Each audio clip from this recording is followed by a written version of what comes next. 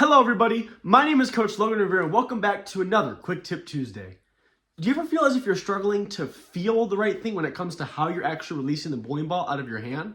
Well, in my very first Quick Tip Tuesday video, I talked about having a cup of water in your hand, and I feel that this is a very easy way of helping to train that feel. But I have another means of helping to train that feel with a different sort of analogy that is way easier to feel at the house that you can do to help create a lot more leverage, a lot more rotation, and a whole lot more power out of your bowling release. To execute this drill, you just need something that is like a stick or a long thing. This is actually a VR golf attachment, but for this sake, this is what the kind of thing you need to do this drill. And the whole point of this drill is to think of how people throw spears. When you throw a spear, the object of it is to keep the pointy part or edge of the spear always points at the thing you're trying to throw at, right? If we're trying to throw a spear, we wouldn't go like this, like hammering down a hammer, but we need the object to be pointing forward at all times. Following this very similar philosophy, you're going to invert the spear in your hand like so, almost holding it like as if your hands are underneath the plate and you're going to go serve food.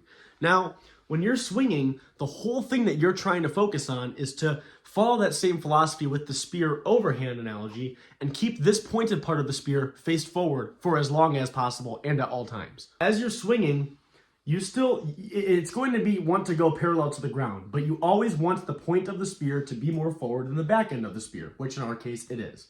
Then, at the bottom of the release, when it is flat, your arm flattens out as well to keep that spear parallel to the ground. So in essence, you want this to be thrown like a spear, right? We don't want to hammer like this, or we don't want to upward hammer, I guess, in this sort of scenario, but we want it to always face forward. This will not only drastically help with your feel when it comes to what you should be feeling in the release, but also help you work on timing and releasing the bowling ball at the correct spot at the bottom of your swing. If you enjoy this kind of content, be sure to leave me a like and subscription. It really helps me out, and I will see all of you in the next Quick Tip Tuesday.